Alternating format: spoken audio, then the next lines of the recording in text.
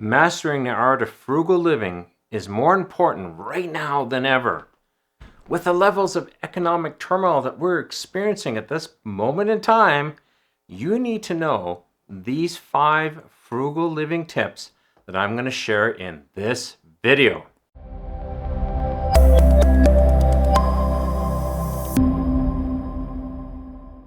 Frank Thomas here from Wealth Generation Strategies, and wow, that's all I have to say. Wow. The world is upside down. I can't even give you a better explanation.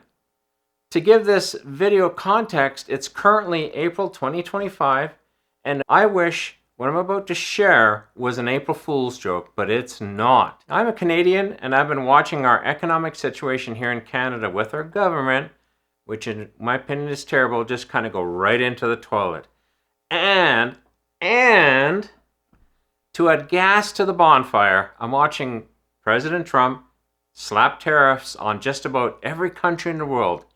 And many world leaders are moving to retaliate. The reason for this video is not political. Not political, this is all I'm going to mention about it. But what does it mean to you and me? How does this all boil down? Well, more than ever, we have to move into frugal mode like we've never done before. Since ending a contract in December of 2024, my job situation has been, to be blunt, terrible.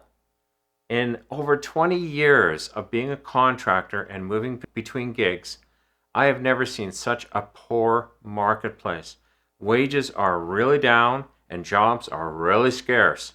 And the jobs you find, terrible. I wish it was different, but it's not. That's just the way it is.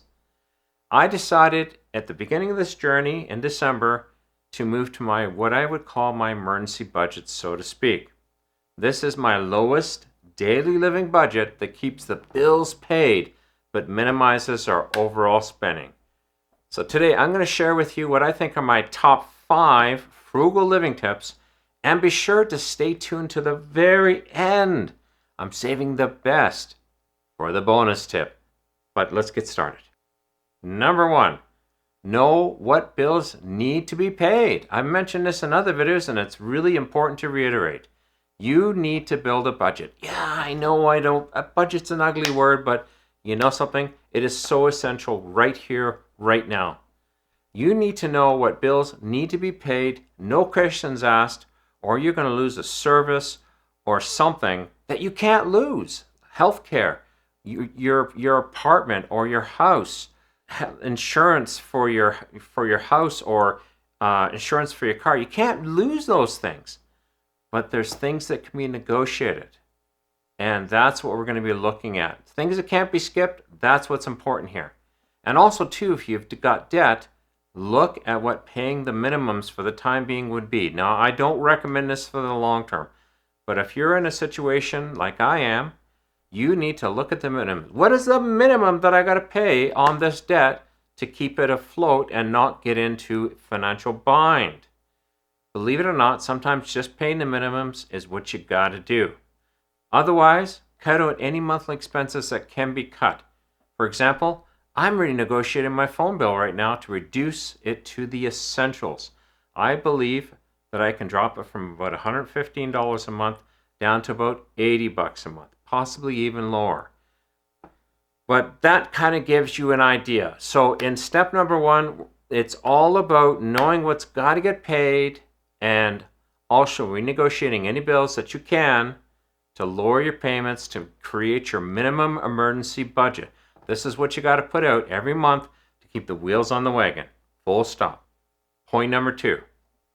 Do what you can do to reduce expenses. And we've already been kind of thinking that. But this is where I want you to really put your thinking cap on.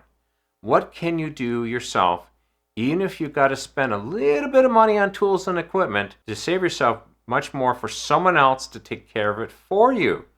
A really good example for me, and I hate doing this. I'll be straight up. I don't like doing this. But you know something? Let me explain. I picked up the tools I needed over the past year or so to be able to change my winter tires for summer tires and back and forth. So basically, twice a year tire flip on the cars. Also, I've got all the tools I need to do my own oil jobs. Now, like I said earlier, I despise doing these jobs. I got extra money. I don't even think twice to taking it to the shop and just getting it done. And right now, I got to be frugal. Even though I hate doing it, I can do it. And considering a tire flip is approaching $200 twice a year, there's $400, almost $40 a month. And an oil change, getting an oil change for $100 is cheap nowadays. I'm doing it myself, and it makes the tire flip free because I've bought the tools already. And the oil change only cost me the consumables, which is about $40 for the synthetic oil and the filter. What jobs in this point can you do? Take on yourself, something that you normally pay somebody else to do. Maybe the kids shoveling the snow, or one of the neighborhood kids is doing the grass cutting. Do it yourself. Even if you got to go beg, borrow, steal somebody's lawnmower or buy one, just do it, because you're going to save yourself a lot of money in the long run. And hey, you get some good exercise of it. And I won't lie, I still hate doing tire flips and oil jobs. I'll leave it at that. What can you do to make me happy? You can consider subscribing. That way you've made the tire flip worthwhile.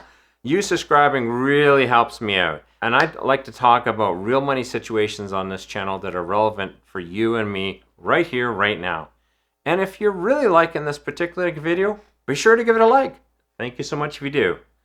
Oh, and before I forget, if you feel I've forgotten something really important, a frugal tip that you do, I want to hear about it. Put it in the comments, share it with the world so we can hear what you do, and I might incorporate it in my future videos.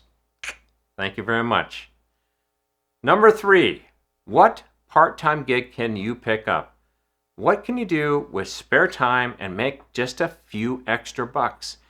You know something, initially even making an extra $500 could make a big difference for your living standards. Needless to say, what can you do as a part-time gig to make extra money? For example, I was approached by somebody to paint somebody's main floor, and they said they have a budget, and I agreed to what they wanted to spend. I think I'm going to do it. I've got all the tools. I know how to paint. I am not a painter, but I do know how to paint the inside of a house. And I said, you supply the consumables, I'll supply the tools and the labor, and make it so. So what can you do, even if it's something you wouldn't normally consider?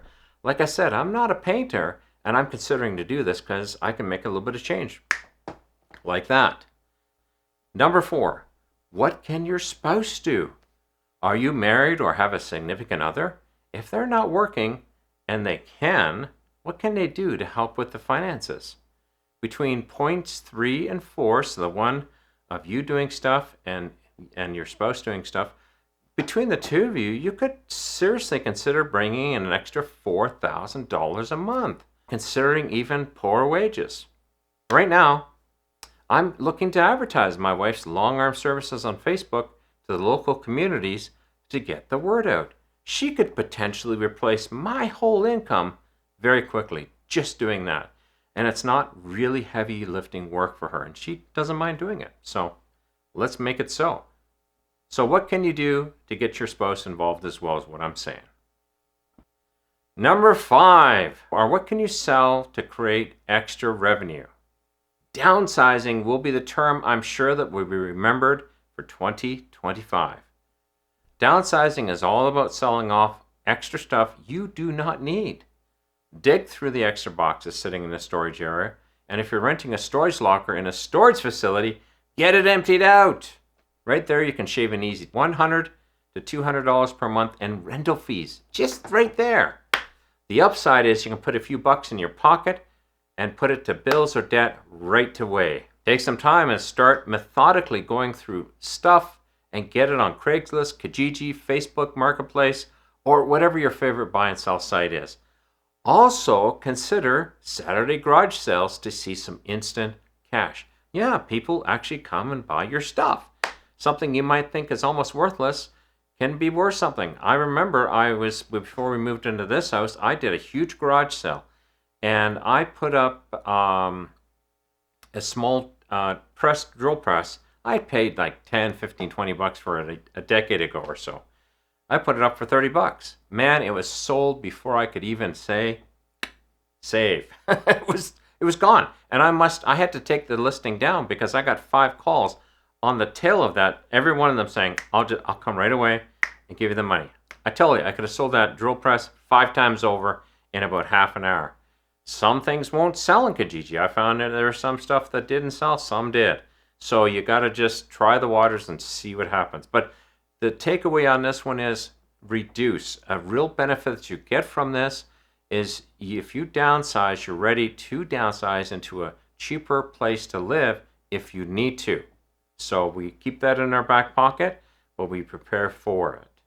And the bonus, and like I said, this is a good one. I like to call this bonus frugality in the making. If you put these 5 tips into action, you'll get an unexpected side bonus. You'll become more frugal without even knowing it. You're apt to spend less money because you'll see how hard it is to make those extra precious dollars. You'd be shocked after you've worked your job for a number of years, you take the money for granted. When you got to go hustle a little bit, those dollars become a lot more precious. Also, you have less time for indiscriminate spending because you're either working or you're saving. You ain't got time to go to the mall and buy an $8 macchiato or whatever you want to call it because you're too busy working. Also, be sure to take time and enjoy what does come free. Free doesn't mean low quality. Free can be better than what you can spend in the most expensive facility, especially if it's springtime for you.